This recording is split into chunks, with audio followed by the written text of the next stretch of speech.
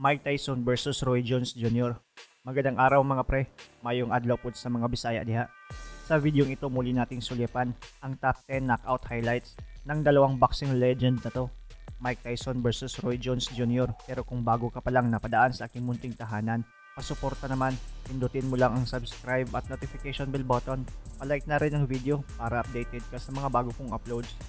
Number 10, Jones versus Hall noong May 13, 2000 na ginanap sa Indiana, USA para sa ika-6 na pagdepensa ni Jones sa kaniyang WBA at WBC light heavyweight at pangalawang pagdepensa naman niya sa kaniyang IBF light heavyweight.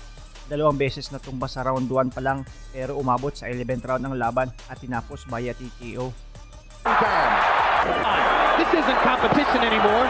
This is a bloodletting. This is absolutely preposterous.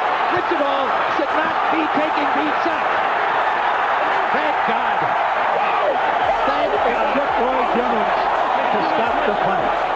Number 10, Tyson versus Mathis Jr. noong December 16, 1995 sa Pennsylvania, USA. Non-title fight. Umabot ang laban sa 3rd round at panalo si Tyson via KO.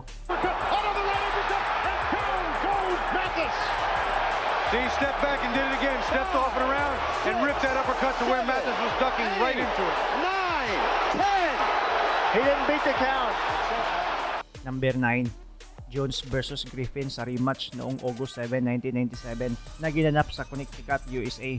Patapos kasing mamarkahan ni Montel Griffin itong si Jones ng unang pagkatalo via disqualification sa 9th round ay binawi ni Jones ang nawalang WBC light heavyweight na titulo. Tinapos ni Jones si Griffin sa unang round ng kanilang rematch. Sinubukan pang tumayo pero ayan, bagsak ulit. And that's that. I mean, the referees would have had that kind of courage, you know.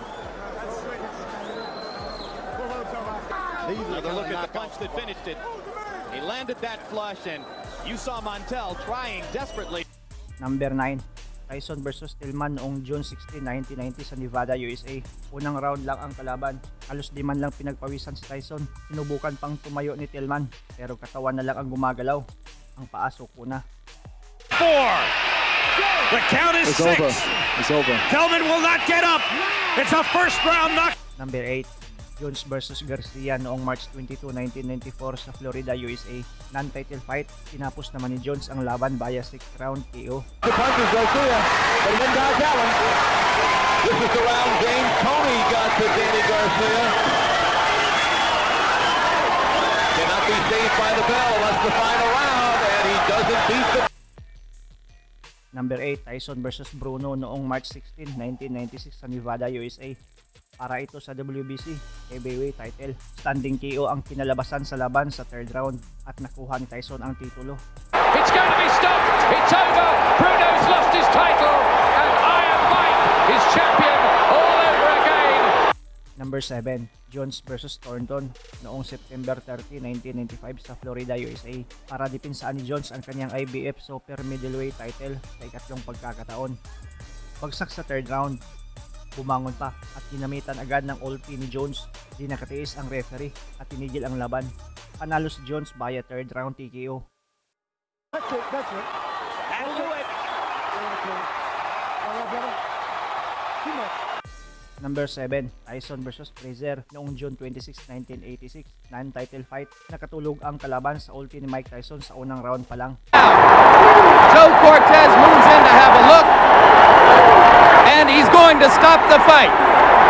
It did not land. Number 6, Jones versus Pacienza noong June 24, 1995 sa New Jersey, USA. Para sa ikalawang pagdipinsa ni Jones sa kanyang IBF Super Middleweight title. Round 6 nahuli ni Jones at bagsak. Bumangon at pasuray-suray pa. Tinanong ng referee kung kaya. Sagot naman ng kalaban ay syempre kaya. Dinamitan agad ng first skill ni Badang.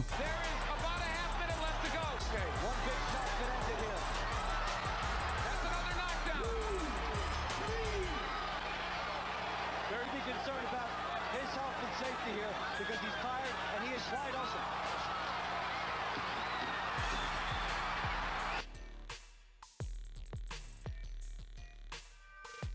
Number 6, Tyson versus Etienne noong February 22, 2003 sa Tennessee, USA. Para ito sa pagdepensa sa WBA, WBC, IBF at the ring heavyweight title ni Tyson. Mahigit isang minuto lang din ang laban.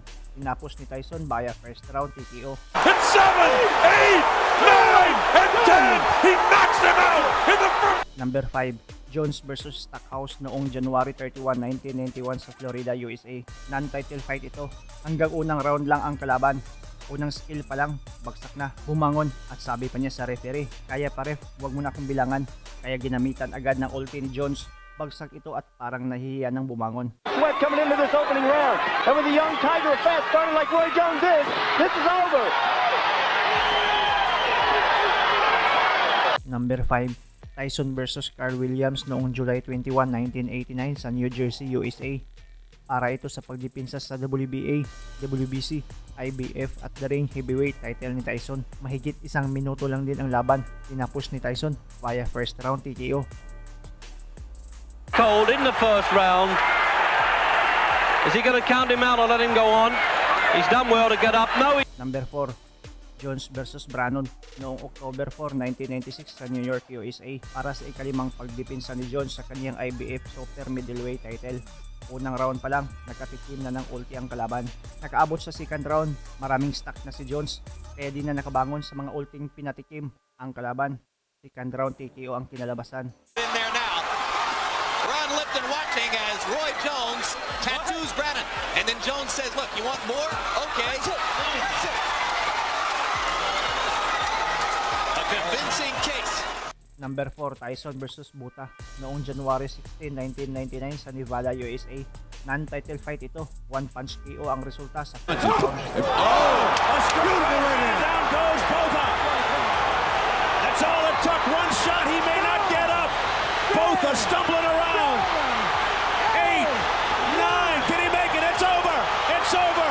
Mike Tyson has returned. Number 3, Jones versus Serrano noong April 3, 2002 sa Nevada, USA. Non-title fight. First round pa lang.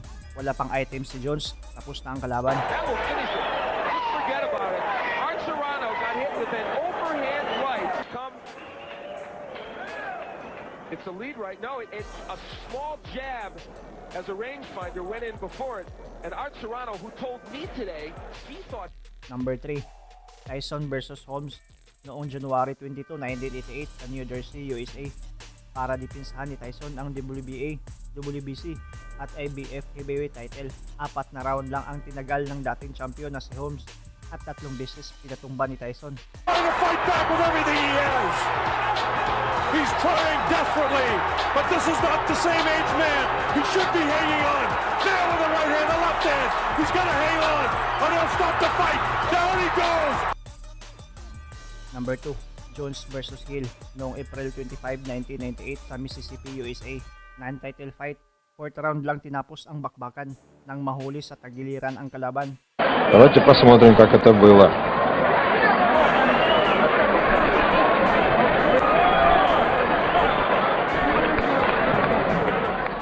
Number 2, Tyson versus Berbick noong November 22, 1986 sa Nevada, USA. Para ito sa WBC heavyweight title at unang title fight ni Tyson. 2 round lang ang kinailangan ni Tyson para makuha ang titulo at ang haling pinakabatang heavyweight world champion. He goes down. He should be able to get up from this. His legs may be shut. They are. As Trevor Berbick falls back in the rope. I don't know if he's going to be able to continue. He's got the heart, but his body won't let him do what his mind wants to. And he's counted out. Number 1, Jones versus Kelly noong February 2, 2002 sa Florida, USA para sa The Ring light heavyweight title. Round 3, bagsak na ang Australian na ulit sa round 6 at umabot pa sa round 7. Pero huli na naman ni Badang. Bagsak at balak pang magpatulong sa referee na makatayo para makaabot sa bilang. Pero didma lang si referee at tinapos ang laban. Number 1, Tyson versus Spinks noong June 27, 1988 sa New Jersey para ito sa The Ring heavyweight title. Walang kahirap-hirap, mahigit isang minuto lang tapos na ang laban at natikman ni Spinks ang kauna-unahang talo niya via knockout. Up to 5 and 6 and 7 and 8. He won't be able to do it. It's all over. Sana nagustuhan ninyo yung video. Salamat sa panonood mga pre. Amping.